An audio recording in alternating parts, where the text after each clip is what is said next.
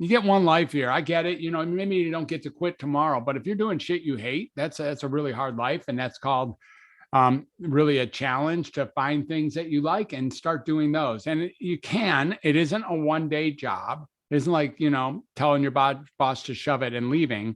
It might be, but the idea here is that you have one life to live here, and the opportunity is to live it in joy and in peace. And podcasting is a terrific opportunity to get your word out there and get practice at what it is that really matters to you.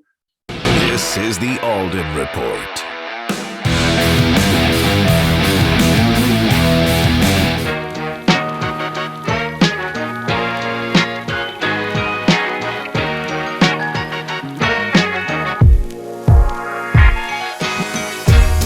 All right, my name is Mike Alden. We are here in Blue Vase Studios, and I tell you, I'm super excited. I'm super amped up. I got my Blue Vase t-shirt on. I got my 99-cent glasses, of course, but I actually need them because the lights behind me are too bright. I got my Wicked Happy hat on. I'm super good. Lights blinking in the background. The backdrop's purple. Look at my hair. My hair's all crazy. I haven't even been to the gym yet. I haven't even showered yet, but I wanted to get into the studio because I wanted to tell you what we're doing. We've been at this for 7 years. 7 years providing you value each and every week, providing you value that, with some of the biggest names in business have been on the Alden Report, and we do it for free, and we want to reward you. We want to reward our subscribers, the old ones, the new ones, and everything in between. We're going to start by giving away something each and every episode. Things like, $100 Amazon gift cards. What about this? What about like cold hard cash? Not just 100, maybe hundreds. Maybe it's going to be hundreds of dollars. It could be just a $100 bill, or it could be hundreds. What about things like this? This right here is really special. My fingerprints are all over, but that's okay. This right here, 10 ounces of silver. This is 10 ounces of silver. It's worth about $230 right now. By the time you probably get it, it'll probably be worth a lot more because with the way inflation's going, it's going to be crazy. Now, what about things like luxury items? What about luxury items like this? Okay, it's a Breitling. Okay, Breitling Bentley. Breitling Bentley. See the Bentley right there? Maybe it's going to be actually my watch. Who knows? Maybe you'll get that. What about things like Apple Watches or PlayStations? We're going to be doing that each and every episode. Not each and every week, each and every episode. Well, what do you need to do? Well, you obviously need to be a subscriber of the Alden Report. We need you to start there, okay? Now, whether that's on iTunes or Spotify or obviously YouTube, we're going to be actually weighing YouTube a little bit more heavily. So we need to make sure that you subscribe on YouTube. Now, each and every episode, what do you need to do? You need to like we said before, you obviously need to subscribe. You need to share, and you need to comment. Like, subscribe, share, comment. Once you do that, you have then been entered into our weekly contest. When you do that, we're going to randomly pick a subscriber of the Alden Report, and you're going to get a special prize. It could be the silver, it could be the watch, it could be $100 cash. But here's one thing that I'll guarantee you. Each and every winner is also going to get the 99-cent glasses. We might even throw in a Wicked Happy hat. We want to reward you for the things you've done for us. We're going to continue to do some amazing things here in the Alden Report, and we want to thank you for your continued support. Again, my name is Mike Alden. This is the Alden Report. We're right here in Blue Vase Studios, and I can't wait to give you a prize.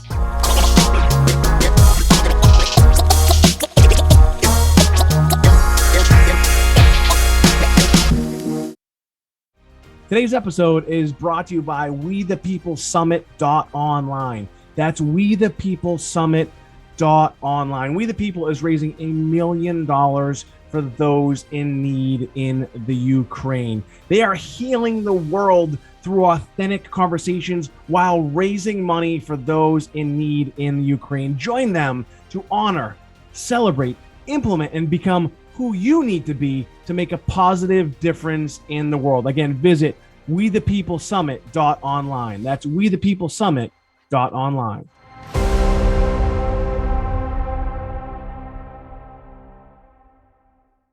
This is the Alden Report. Right. Well, my name is Mike Alden. We are here in Blue Vase Studios. As always, I'm excited for my next guest. My next guest refers to himself as the Undoctor. He's an actual MD. He talks about transformational things that can happen in your life. He talks about podcasting, which we're on right now. He's doing a lot of different things. But he also talks a lot about mental health. Now, you've probably, heard me talking about mental health in my first book, Ask More, Get More, which was in 2014. I talked a lot about mental health, talked about meditation, and, now it's the in thing to talk about. But this guy's been doing it for a while. So I'm super excited to have a real doctor on. There's a lot of people out there that are, Facebook or Instagram or what I like to call jailhouse doctors or jailhouse, lawyers. I'm a lawyer as well, but this guy's a real doctor. He's a real MD. He's been doing it for a long time, and he also just helps people. So I'm excited to pick his brain, no pun intended. So please help me welcome Dr. Fred Moss. Dr. Moss, thanks so much for being here. It's great to be here. Thank you for having me. I look forward to our conversation, and I'm especially interested in talking to you about whatever you want to talk about with respect to mental health or ways to get our true voice out into the community. Yeah, good. I'm glad you're here, man, because, when I first saw your profile, I forget exactly how you came over to us, but saw your profile. I saw that you referred to yourself as the undoctor, which is interesting. I'm someone who does my best to avoid prescription medications as best I can. I mean, look, there's a need for them, right? Sometimes you gotta get a Z-Pack or whatever and knock out some infection or something. But let's just get right into the whole mental health thing. I've talked a lot about mental health. I've talked about my own personal challenges with anxiety. I probably have some form of seasonal affective disorder. I think a lot of people have that, especially here in New England when you're stuck inside in the winters. And right now, obviously, we're still in COVID. I don't know that we're coming out of it, but people feel like they're coming out of it. It still exists. So, I mean, is there an additional crisis going on worldwide with mental health that is now just really starting to become front and center, or has this always been going on? Mm-hmm. Oh yeah, there's been a mental health epidemic for at least 30 or 40 years, if not longer than that. Before that, really, it far preceded any kind of epidemic that we have here. The hospitals, institutionalizations, people getting diagnoses and then being declared incapable or disabled or being given a lower rung in the totem pole in the community, not being heard, not being listened to, not being thought of as having a say in the matter, being ostracized, eliminated, mitigated, canceled, censored for feeling uncomfortable. And what we forgot to look at is that being uncomfortable is absolutely part and parcel, and in fact, like the essence of what it means to be a human being. And so we carry around this idea that if you're uncomfortable with the way life is going, if you're depressed or anxious or nervous or even hopeless or feeling futile or having too many thoughts or not enough thoughts, or you're sleeping too much or you're not sleeping enough, or you're spending too much or you're not spending enough, or you're having too much sex or you're not having enough sex, or you have too much religion or not enough religion, or you have too many friends or not too many friends, or you're too happy or you're too sad. All those things are considered mental illness when in fact they're all just versions of what it means to be a human. Wow. First thing is I would say, maybe we should restart so you can maybe just, I don't know, get some passion behind your voice a little bit. Now, I've been doing this for a while. I arrived in 1958 to a family that was in disarray and chaos, and was counted on right from the beginning to bring joy and peace, connection, creativity, and love to that family. I had two brothers, 10 and 14 years older than me, and as the math goes, they're still 10 and 14 years older than me, and they were looking, the four of them were looking for little Freddie to show up and pop a new chapter into their life. And that is what happened. I arrived with that purpose and that function, and I've been working full time to create, just the possibility of human connection with my presence. And I haven't always been successful at it. Sometimes I've been unsuccessful, and sometimes, like blatantly unsuccessful. But throughout my life, it's what I've been really focused on. And so this whole idea of mental health and mental illness is something that I've been digging around since I was a very young child. My brother, 14 years older than me, actually became a psychiatrist. So by the time I was 10 or 12, he was already a psychiatrist.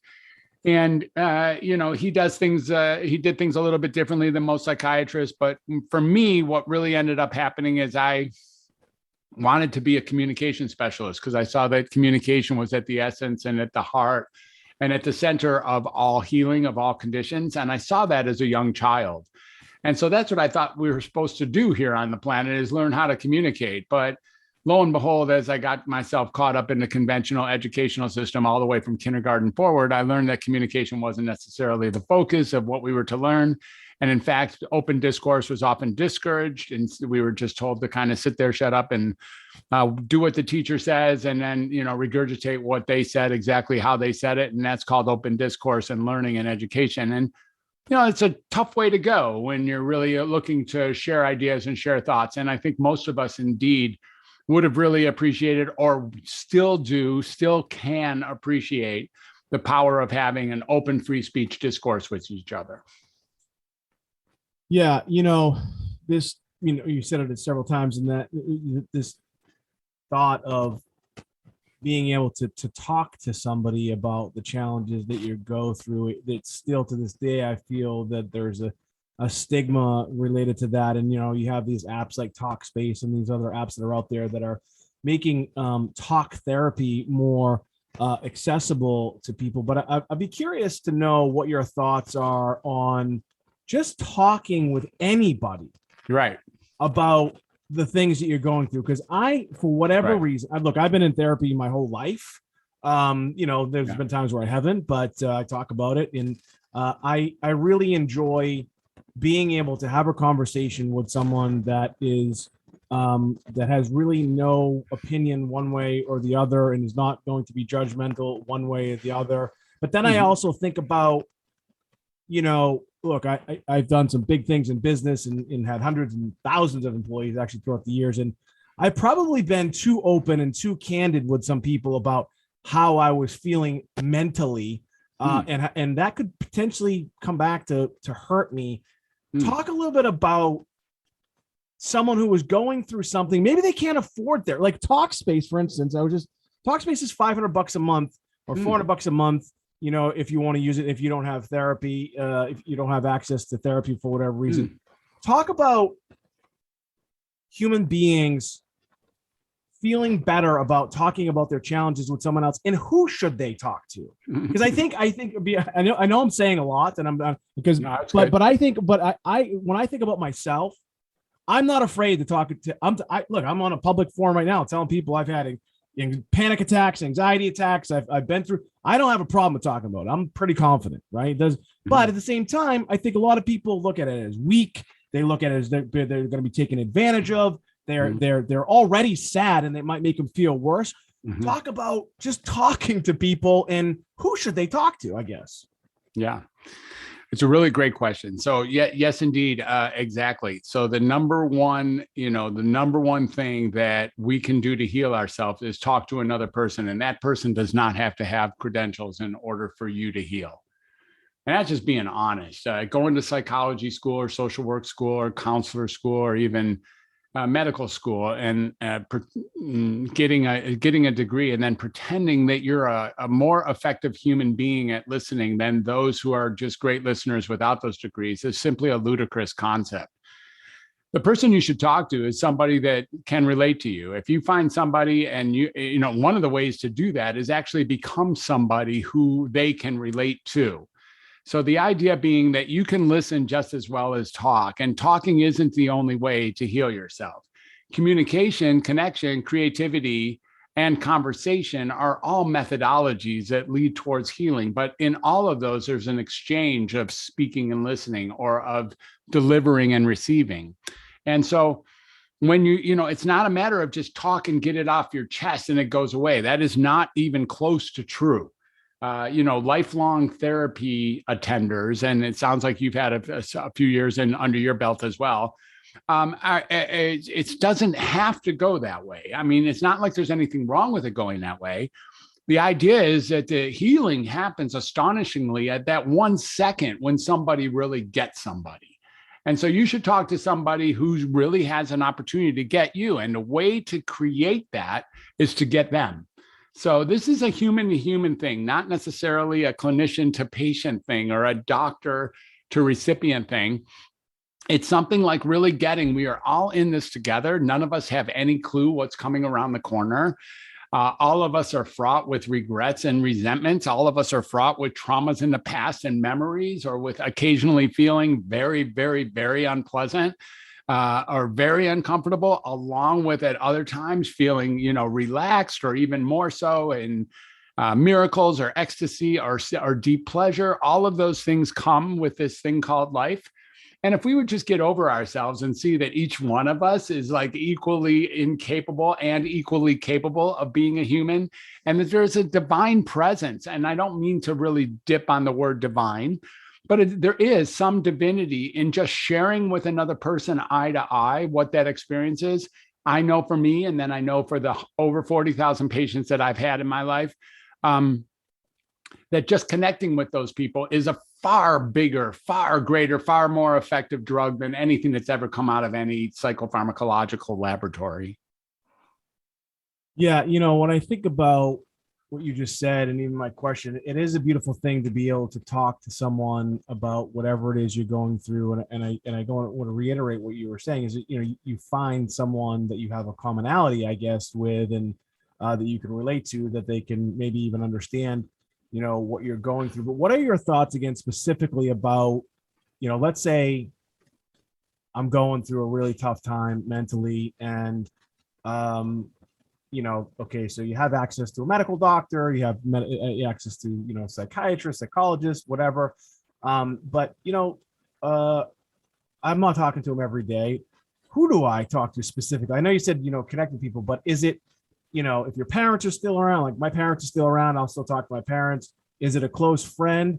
I don't have a problem talking with strangers. I mean, you and I don't even know each other. And you know what I mean? We're like, it's, for me, it is cathartic, to say, that, hey, I'm going through stuff. I don't know. And who specifically do we talk to? Yeah.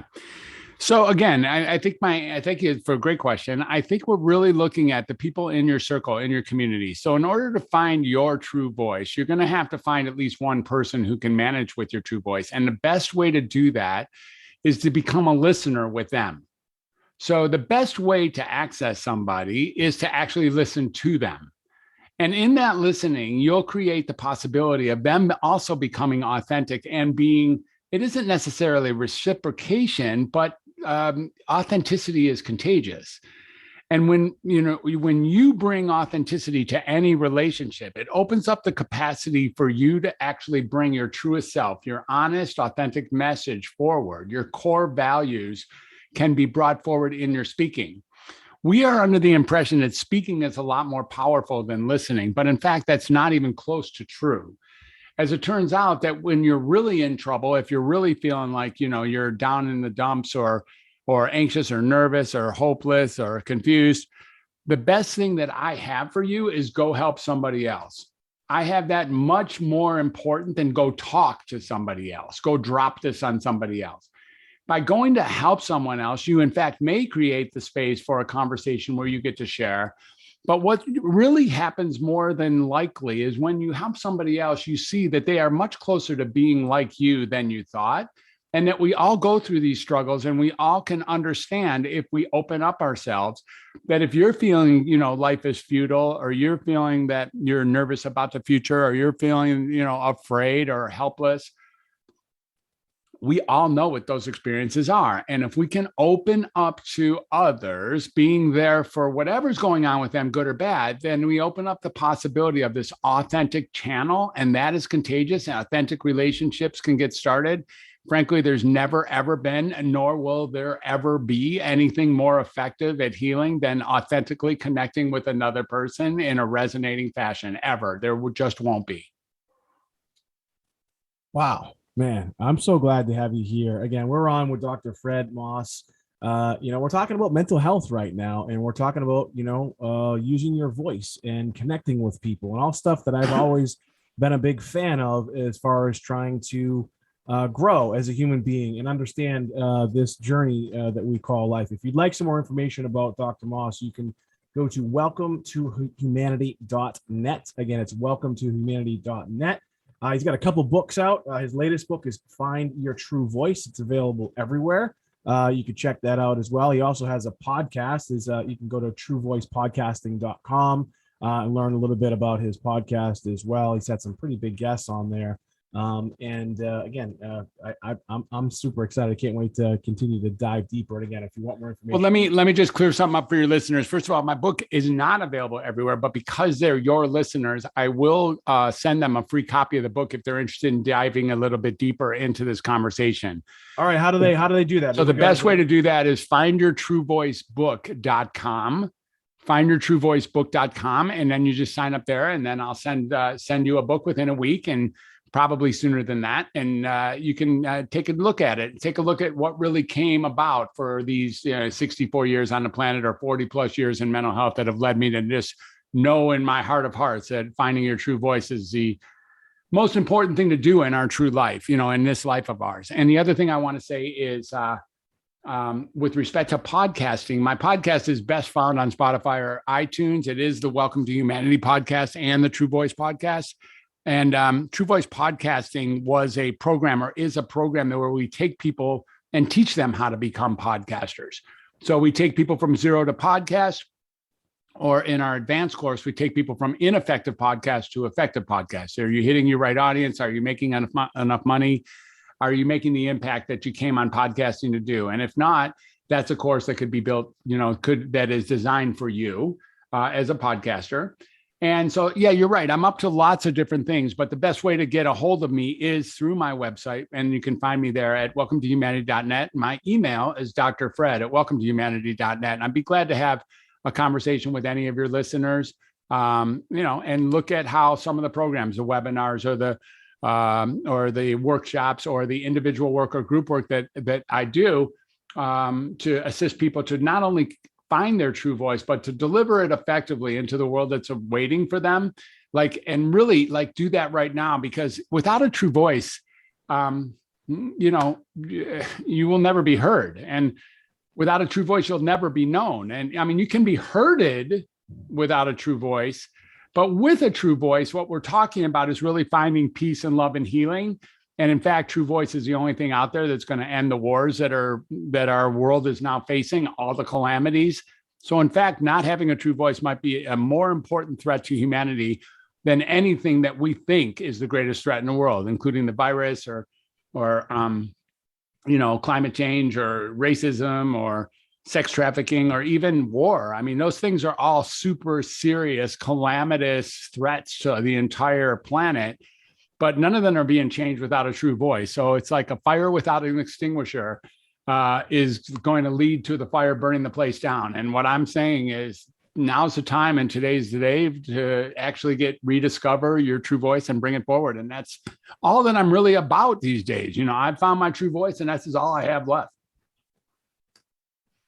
Again, we gotta find a way to maybe get you some coffee, get some energy and some passion behind what you're talking about. Sorry, I'm feeling maybe this next part you'll really turn bring the real stuff. Yeah, man, I'm psyched to have you on. So again, you refer to yourself as the undoctor. Before we went live, or I don't know if it was when we were live or not, I talked a little bit about I've always kind of been anti-medication. I remember when I was in law school, I think I probably had my first panic attack. I didn't know what it was. And I remember going to my doctor, and he wanted to give me Zoloft. And that was like his first reaction. I tried it for like a day, and I felt just sick to my stomach. But I definitely had, what would, most people would call, a panic attack. Tell us about prescription medication and their role in mental health, and what are your thoughts? All right. You're laughing. I can't wait to hear it. Yeah. So not only am I a doctor, but I'm also a 2-time college dropout. And I'm really proud to tell you that. Basically, I told you I wanted to master communication. So I kept on thinking that would happen in the near future. I got to kindergarten. I was already precocious. I knew how to read and write, and I knew a little bit about math. And none of my kids in the class knew anything like that. They were all just picking their nose and throwing blocks and stuff. And I was doing that too, but I wanted to read Henry Huggins. So I was just really interested in learning how to communicate, and kept on going through school, and becoming more and more disappointed with each year that I went on, that it was actually less interesting to the conventional educational system to teach us how to truly communicate. The bottom line is that I got to college really hoping that the University of Michigan would be the space for open discourse, but in Ann Arbor was fine, but the university itself, no. And I ended up dropping out of school and getting on a bus, going to Berkeley, California, so I could find myself, and spending the summer there and actually making some good strides in finding myself, but no job. I came back to school after telling my parents that, and got an opportunity to study computers. That was the thing of the day, 1979. There was one computer in Michigan, only one. And it was a 2-acre facility at the University of Michigan. And we used to have to do these punch cards and turn them in and see if the program would run. It would take like hours and hours into the wee hours of the night. And that didn't look like a future that I wanted either. So I dropped out again.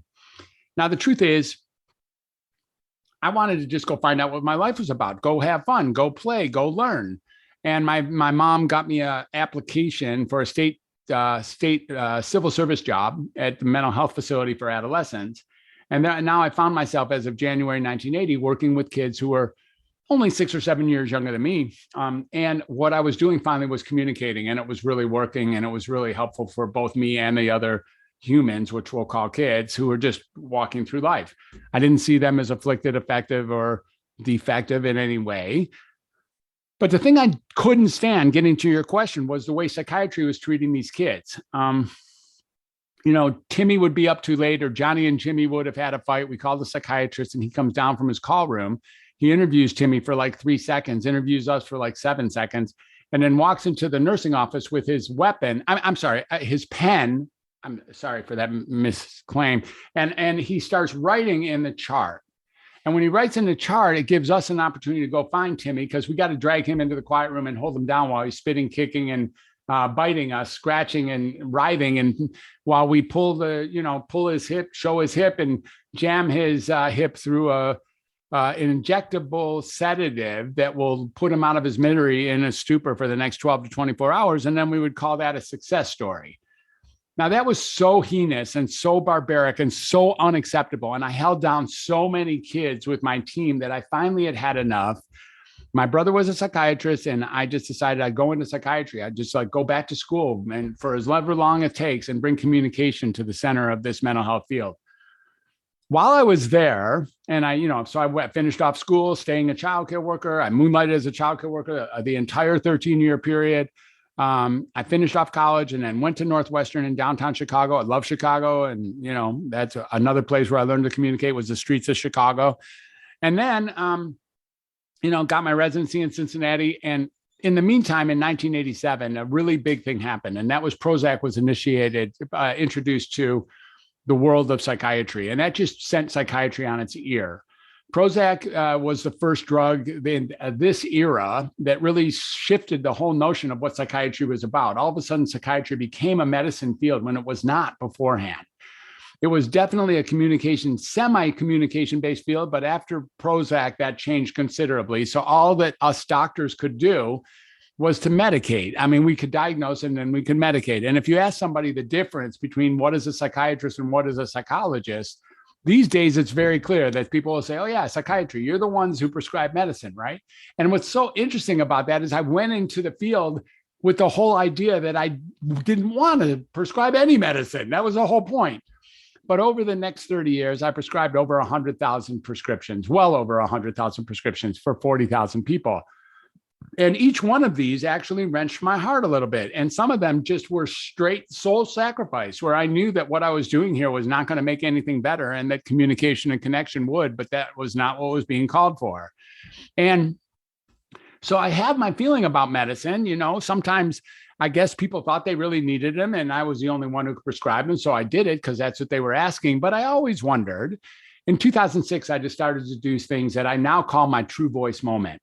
And that was when I really began to look at my patients who were counting on me to help them get better, and taking some of them actually off of medicine. I know that sounds entirely radical, well, you did what? It's so funny that we're more afraid of taking people off of medicine than starting them on these things created in laboratories. It's kind of a ludicrous world we live in. But when I started doing that, people got better, way better, reliably, way better. And sometimes their diagnoses would entirely disappear. So the people who thought they had depression would just be gone. And, because sometimes these drugs actually perpetuate the symptoms that are marketed to treat. And I began to do that as a habit, and, increasing the number of people that I did that to a few hundred people, my low risk patients. I just took them off their medicine, took them off their diagnosis, and then took them off their doctors. And that's how I got the name The Undoctor.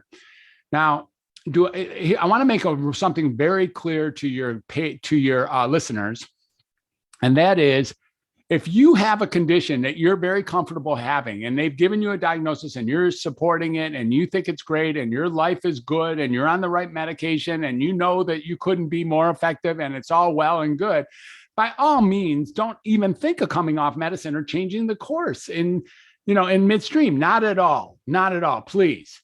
Like, if you found something that works, then by all means, continue working it. But I'm speaking mostly to the people who know that their diagnosis is not consistent with who they are and that they're on drugs that are making them worse. And those people, as it turns out, with a fair amount of compassion, acceptance, and forgiveness for having gotten there and for the people involved, you can get your life back. You can re-optimize your life. You can, in fact, alter your diagnosis. This is not a lifelong sentence in any way, shape, or form. And since 2006, I've really been designing my entire mental health approach towards re-optimizing and revitalizing people by connecting with them directly and openly. And then that's where Creative 8 comes in. So the idea of Creative 8 was, art, music, dancing, singing, drama, cooking, writing, and gardening as ways to create and decrease the low frequency vibrations and actually bring one back to having a useful, fruitful life. And also there, helping anyone do anything is being of service is the trump card. And back to what we already said, which is, if you really want to find something to do to help yourself get out of your hole, then go help anybody do anything, because there's nothing more powerful in the world than being of service and connecting with another person. There just isn't. And there never will be. Couple questions. One, how do you know if you're one of these people whose diagnosis was really not accurate, right? And then two, I remember when I was presented with Zoloft 18 years ago, the way it was presented to me was, it'll help get you through this tough moment. So again, how do I know if I'm somebody who really shouldn't be diagnosed with what I'm going on? And also, can these prescription medications be used as, kind of a temporary fix to a tough moment in one's life? And how do you know that as well? Yeah. So the two questions there. Number one, you can't really know. I mean, unless you get that the diagnosis is actually a made up set of symptoms that some set of doctors or some group somewhere represented a diagnosis of abnormality. The truth is that each and every one of us has all the symptoms that you think you have in varying levels and varying components. Now, psychiatry is very funny because people want diagnoses. People actually want them. If they walk into a doctor's office and they say, "Doctor, can you examine me?" and I tell them that they're normal, they just get furious and go next door to find somebody who will prove that they're abnormal.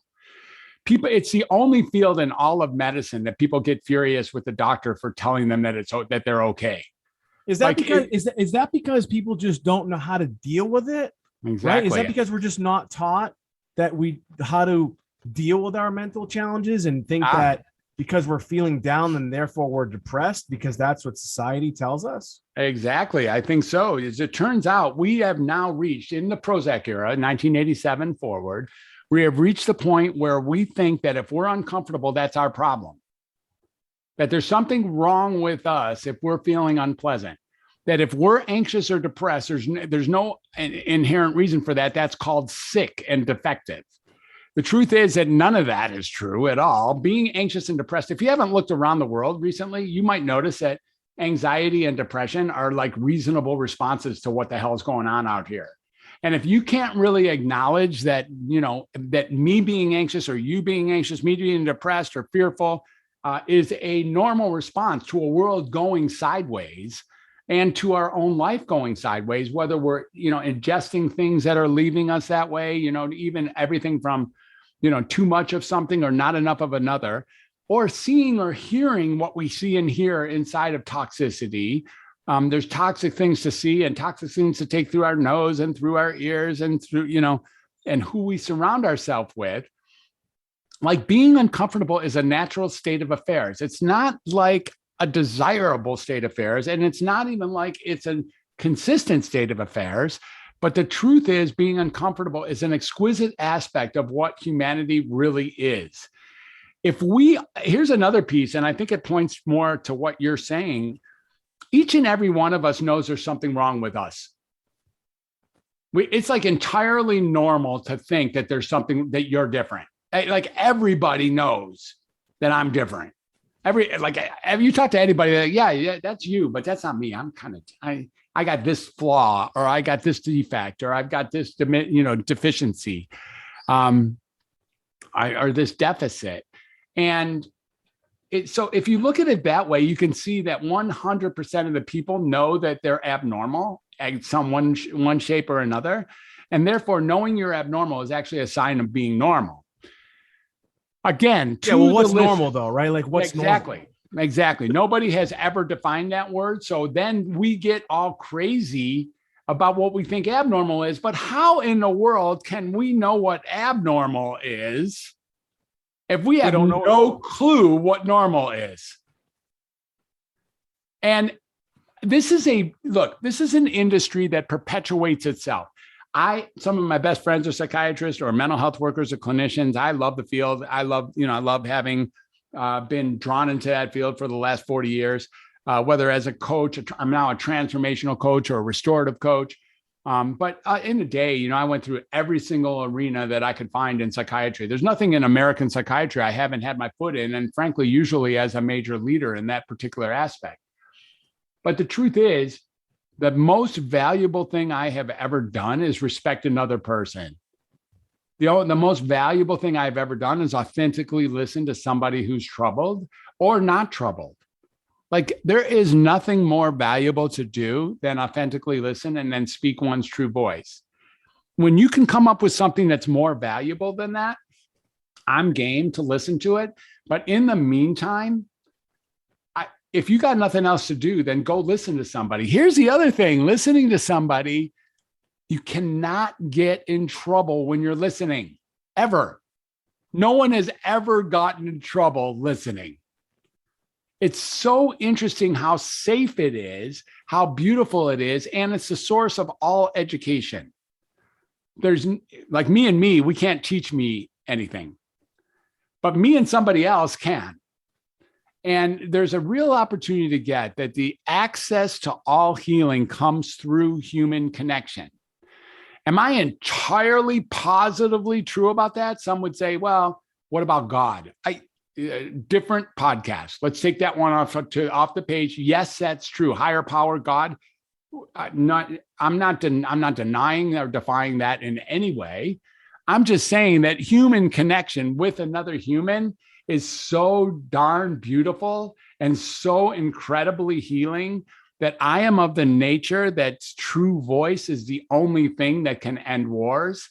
And look, there's some wars going on out here. There's some shit going on. There's some serious things that we need to be paying attention to, and none of them are going to be dealt with if we don't bring our true voice and listen carefully to each other. None of them. You can die with the ship saying that I couldn't bring my true voice, but no one will ever know you. In a second, I want to talk to you, man. I hope you got a bunch of time. I want to talk to you about the medical community and their thoughts on you and some of your and the way you're treating things, because it's definitely somewhat different, I think, than traditional medicine, and that's why people refer to you or as the end doctor.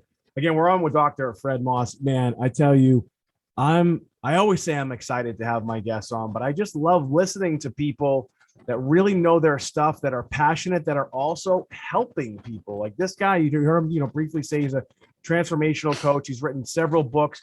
But again, if you'd like some more information about Dr. Fred Moss, you can go to welcometohumanity.net. Again, it's welcometohumanity.net. That's kind of like his whole ecosystem. You can check out the things that he's doing there. If you want to connect with him as well, you can send him a message. You can also take advantage of his latest book, Find Your True Voice, which you can get right there on welcometohumanity.net as well. Today's episode is brought to you by WeThePeopleSummit.online. That's WeThePeopleSummit.online. We the People is raising $1 million for those in need in the Ukraine. They are healing the world through authentic conversations while raising money for those in need in the Ukraine. Join them to honor, celebrate, implement, and become who you need to be to make a positive difference in the world. Again, visit wethepeoplesummit.online. That's wethepeoplesummit.online.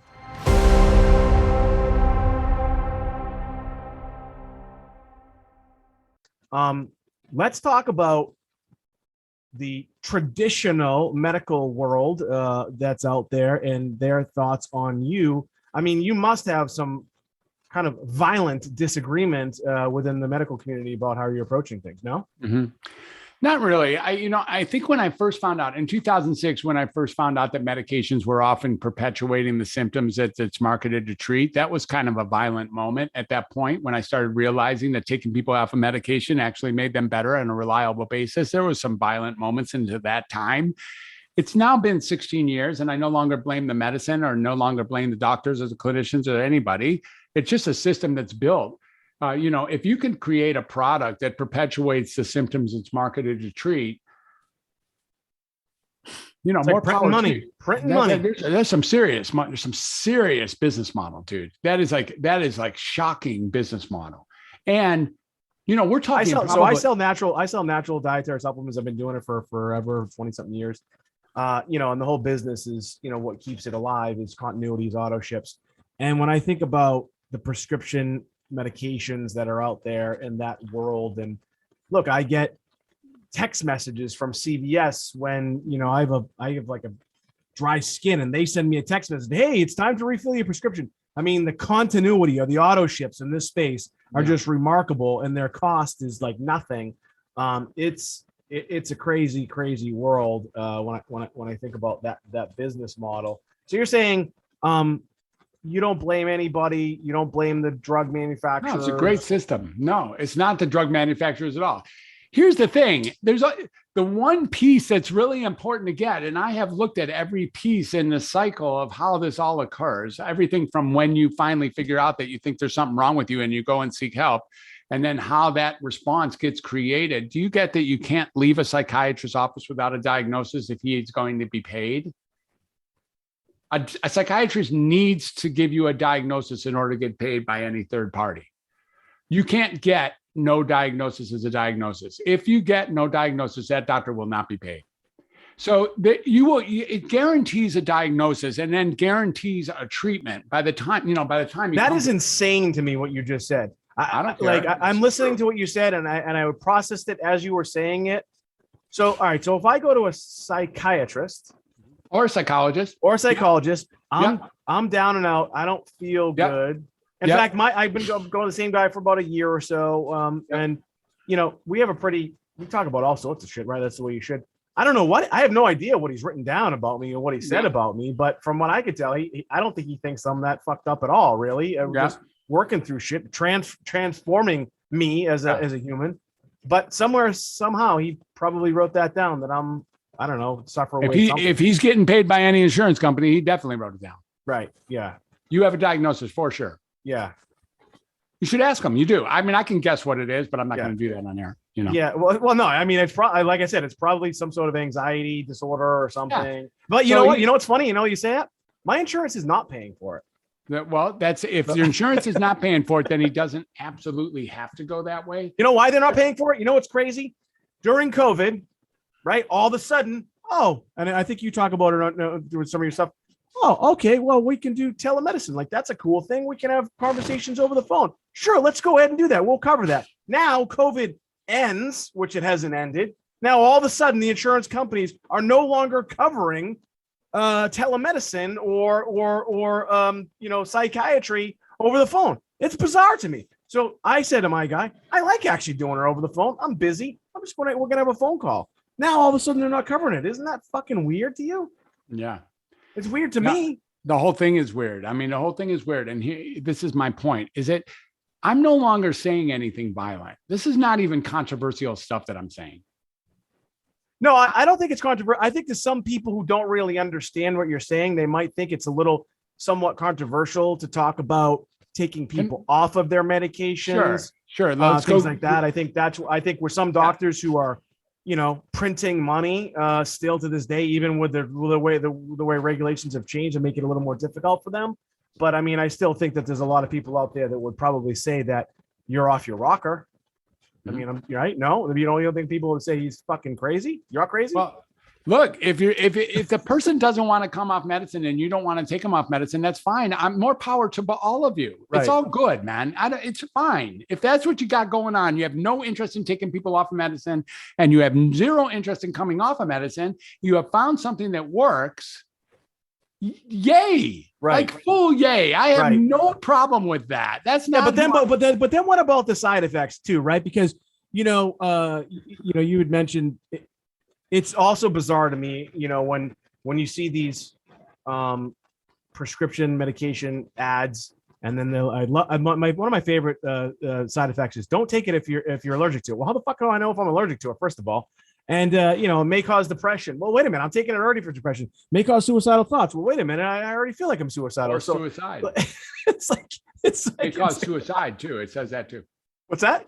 It may cause suicide. May cause suicide. May cause death. So someone who is on, like, let's say Prozac or Zoloft or some of these other things, and it seems to be working for them and they're living their lives, because we know, what is there, like, I don't know, what is it, like half of the American population is on some sort of medication that's related to mental health. I don't know if that's a real number, but I know it's a big number. Right. So they're on this stuff. They seem to be going through their lives fairly normal. Everything's normal. And then all of a sudden, years later, they come down with some sort of disease. Something that really affects the physiology of their body, whether it's some sort of heart disorder or whatever, right? Then it's almost impossible to tie that to the prescription drug, right? That's the part that scares. That's the part that scares me, because I'm anti this stuff because I have been prescribed this shit throughout the years. And I've tried this stuff before throughout the years. I really try to figure it out myself as best I can. But the part that's really scary to me for prescription medications is that if it's working for you, is it really? Yeah. Look, this idea of what you said, that people that look like they're having a normal life. I have no idea what the hell you're talking about, actually. But here's what I do have. What I do have is if you come into a doctor's office and you have a mosquito bite on your elbow. That's a weird spot for a mosquito. I would hate that on the elbow. Right. And so let's say it was bugging you for like 2 or 3 weeks, and you finally decided, you heard there was a specialist over there who does elbow mosquito bite work. And you walk into his office and he says to you, he or she, but I think this would be a he in this case, says, yeah, I got a cure for that. And you're like, oh, cool. That's what they said, that you were the dude. And I'm like, okay, good. What are you going to do? It's only going to hurt for a minute. And famous doctor word, it's only going to hurt for a minute. You're like, okay, good. What are you going to do? Well, we're going to cut off your arm at the shoulder. You're like, okay, will that cure my, guaranteed cure. Okay, let's do it. So he amputates your arm at the shoulder, and then you come back in 2 weeks to see how that mosquito bite on your elbow is doing. And sure enough, there's no mosquito bite on your elbow. And you're like, yay, this is the dude. This is my cure. I no longer have that mosquito bite. Now, the analogy is very clear here. What I'm saying is that, yes, you don't have depression anymore. You don't have moods either. You don't have, you're not fearful anymore. Yeah, you're not happy either. That's not called normal anymore. That's called the removal of a major component of what it means to be a human being. These medications do not specifically target a mood. They target, more than anything, the mechanism that's in place to create those moods or anxious, thoughts, or etc. And yes, they will remove the things that maybe, frankly, they don't always do that either. They very often actually cause their own form of depression. So sometimes, if you're not depressed and you would decide to get an antidepressant for any reason, within a few weeks, you're very likely to become officially depressed. These medicines do cause their own version of the symptoms they're marketed to treat in frequent cases. How do I know that? Well, look, first of all, coming off the medicines actually reliably gets people better if you do that in safe hands and you move people into creative, connected ways of being, like actually taking care of watching the toxins that are coming in and keeping yourself clean and detoxified from who you're with, what you see, what you hear, what you ingest, and all those things. It's a much more effective form of healing. Psychiatry doesn't even pretend to be a healing science anymore. They tend to be a containing science, that you have this lifelong condition. The best we can do is slow it down so that it doesn't take you out. But under no circumstances in psychiatry, this idea of we're going to try it on a short term and see how it does. That might be true, but there is a rare opportunity on the back end of that, of actually coming off your medicine. So the implication is that we're going to try it, and if it doesn't work, we'll stop it. Isn't really true. We're going to try it, and if it doesn't work, we will either change it, add to it, or increase its dose. Doctors aren't even trained at all to take you off of medications altogether. Why would they do that? If they did that, you would never have to go back to them, would you? And if you didn't have to go back to them, why would they do that? So instead, what they do is that this medication and this cycle often perpetuates the symptom that's marketed to treat. Again, no malice intended. This isn't like they're bad doctors, like they're cheating or screwing you over. Not at all. It's just that that's the way the system works. And the patient is super interested in that as well. Now, why is that? In some ways, giving up our responsibility for the very stupid or painful things we do in our life, and we do, we're humans, we do stupid shit. I did stupid shit already many times today, and it's only halfway through the day. We do stupid things. If I can write that off to a diagnosis, like, honey, that wasn't me, that was my bipolar. No, that wasn't me, that was my ADHD. That's not me, that's my social phobia. That's my panic attacks. That's that. When I can do that, I'm in. I don't want to take responsibility for the stuff I do that is completely ineffective.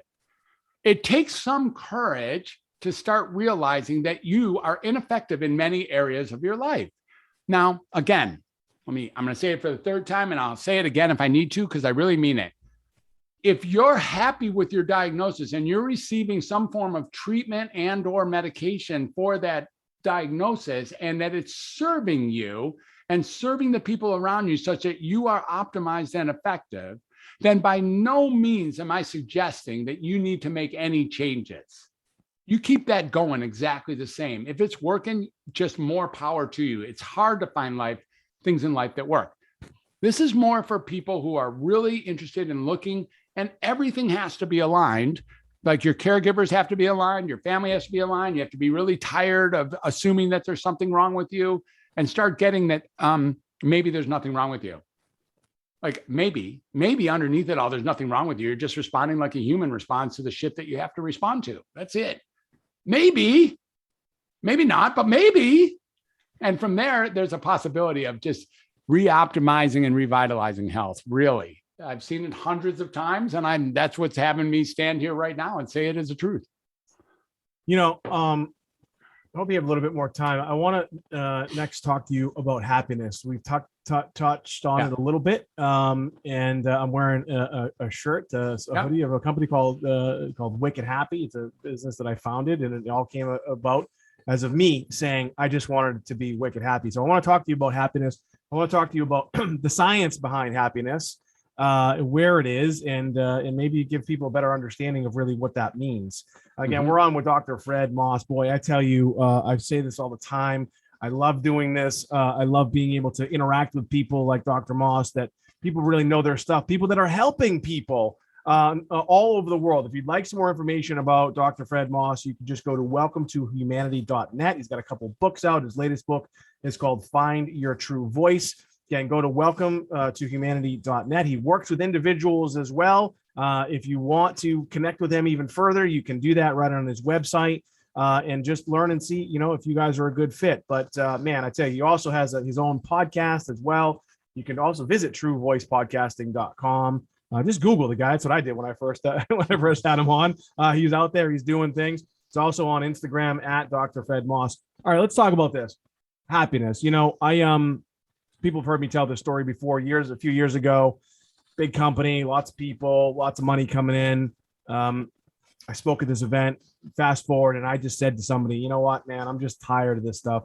I just want to be wicked happy. We're from Boston. We say wicked a lot, and that has turned into a lifestyle brand called Wicked Happy. That's, seems to be, kind of, it's well received, and, we're doing some kind of cool things with it. Happiness, though, my own therapist told me he doesn't believe in happiness. And so him and I had a little conversation about that.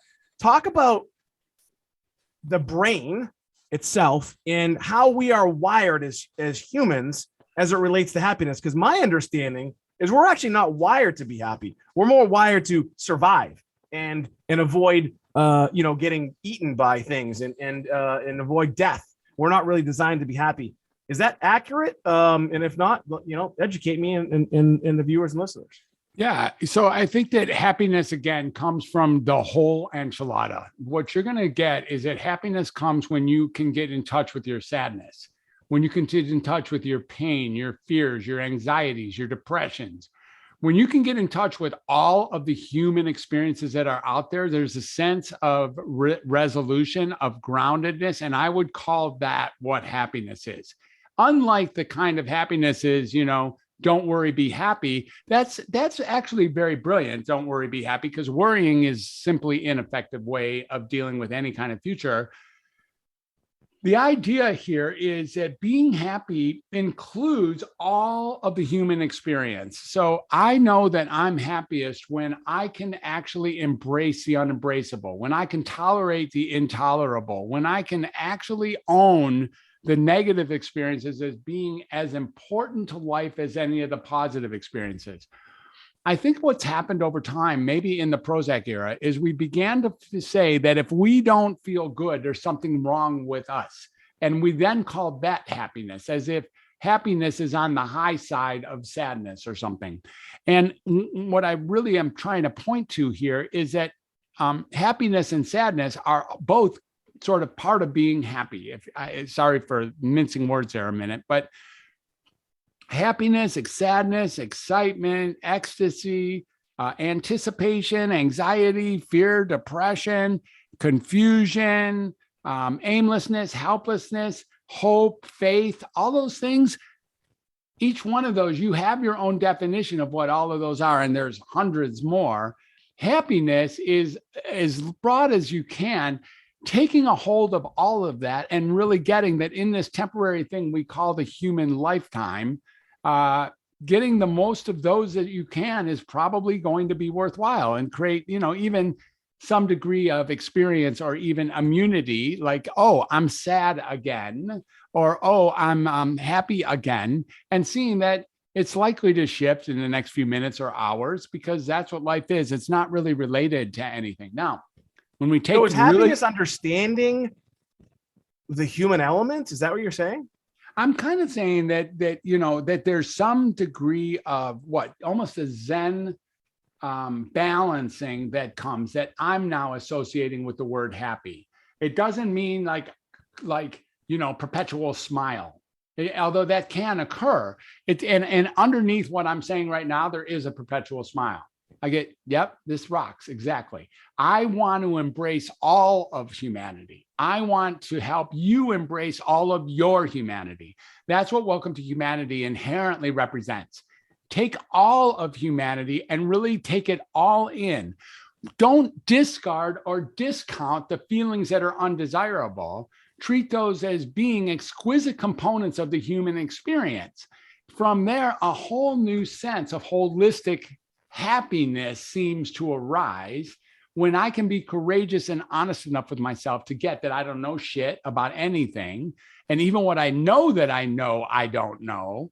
Even that stuff I don't know. Like I don't even know about the stuff that I know about. I don't know anything. I only know what's been fed to me. And then I get really, self-righteous about what I think I know. But if I can really get all of this taken care of inside of the mistakes I made and the misconceptions and the miscalculations and all that, then there is a degree of happiness that happens in the world in just getting every piece of it as much as possible put into the whole enchilada. Wow. before we let you go, talk a little bit about podcasting, Yeah. and who should start a podcast. I talk a lot about it with friends, and I have some friends that I think should start a podcast. Like, who should start a podcast? What's the benefit of podcasting? Does it help with one's own existence or happiness or whatever it is we're talking about here? I'd love to hear your thoughts on that. Yeah, I think that podcasting is like the last remaining vestige of an open, honest platform that has that's unmitigated, uncensorable, uncancelable. You own your own material. You can speak to pointed audiences. You can make enough money to live and even to live handsomely if that's interesting to you. You can have it aired and distributed anywhere in the world. You can get, viral exposure without algorithms getting in the way. It's fun and easy. And I have to tell you that if there's thousands of people who have now heard my voice say what I just said today, it sure doesn't feel like it, because I'm just standing here in my downstairs office in front of a pixelated flat screen talking to a TV. Now, the truth is, that's all I'm doing. And it's possible that something like this could get broadcast to 1,000 or 10,000 or 1 million people. And so you can actually state in this platform setup what's important to you. I can speak my authentic self and know that I'm doing that, at least laying down some road work here that is consistent with what matters to me. So when you say, well, you should bring your own passion, like, let's make sure you're more passionate. Part of this is the reason you're getting such a passionate me is because I have been working my whole life to find a space, a time where I could speak my truth without and or but, or what I should say or do. Now, and I have gotten to the point now where I do represent what I, at least closer, not all the time, and I don't have a true handle on this, but closer than ever, I am saying that which I know to be true. The truth is, it might not be true. It might not be true. Everything I say could be completely wrong. That's also part of life. But so what? I'm just saying what I'm saying, and it sure appears to resonate with nearly 100% of the people that I'm talking to. So if that's what's happening, then okay, I'll live with that for now. And it's coming from my heart and soul and experience and education. So what else can I do? It's just like a cool place, to be honest. So those listening right now, they made it to this point and they're like, you know what? I want to start a podcast. I think I can do that. How do they work with you? Where do they go? What's the process like? Yeah, we've graduated a couple classes.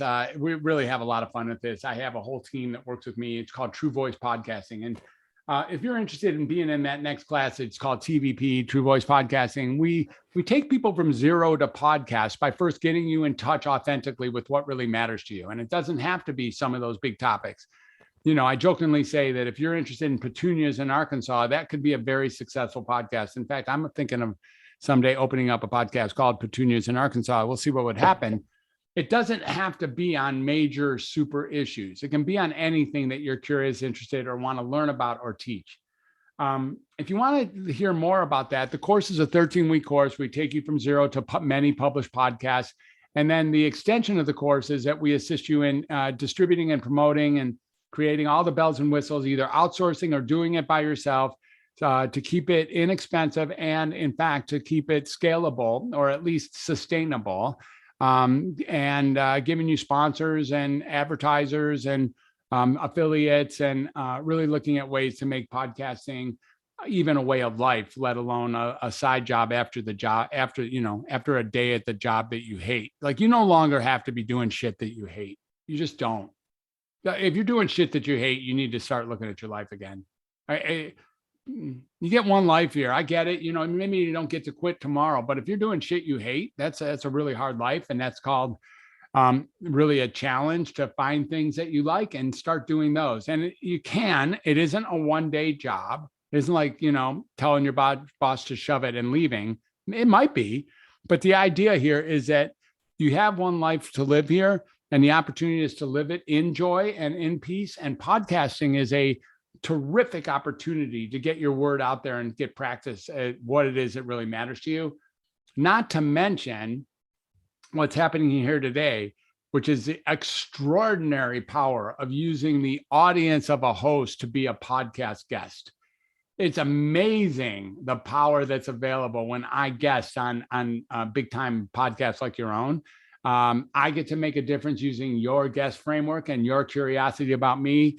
It's like super chill. I love that. Wow, man, you are just fantastic. I'm super excited again that we connected. And boy, you know what? We might have to do this again sometime. Cool. Yeah, we've been on with Dr. Fred Moss. If you'd like some more information about Dr. Moss, you can go to welcometohumanity.net. Again, if you want to be a podcaster as well, we're just wrapping that whole section up. If you want to be a podcaster, if you thought about starting a podcast, I think a lot of people get caught up in what it takes. He's got a really nice microphone. I got a really nice microphone. I got a studio, all this other stuff. What I tell people all the time, you don't need any of that stuff. You could actually start a podcast with your iPhone or your Android and your headphones. In fact, I've done podcasts in my car on my laptop. So it's actually not that complicated. This guy is obviously really good at it. So again, if you want more information, you can also go to truevoicepodcasting.com. And just learn about what he's doing. The thing is about it is, what I've been told and what I understand is sometimes the best experiences are the experiences of others. This guy's been at it for a while. You can tell he's really good at it. And he's just, he's also helping people, right? So if you'd like some more information about Dr. Fred Moss, again, go to welcometohumanity.net or truevoicepodcasting.com. My name is Mike Alden. That's Dr. Fred Moss, and we'll see you soon.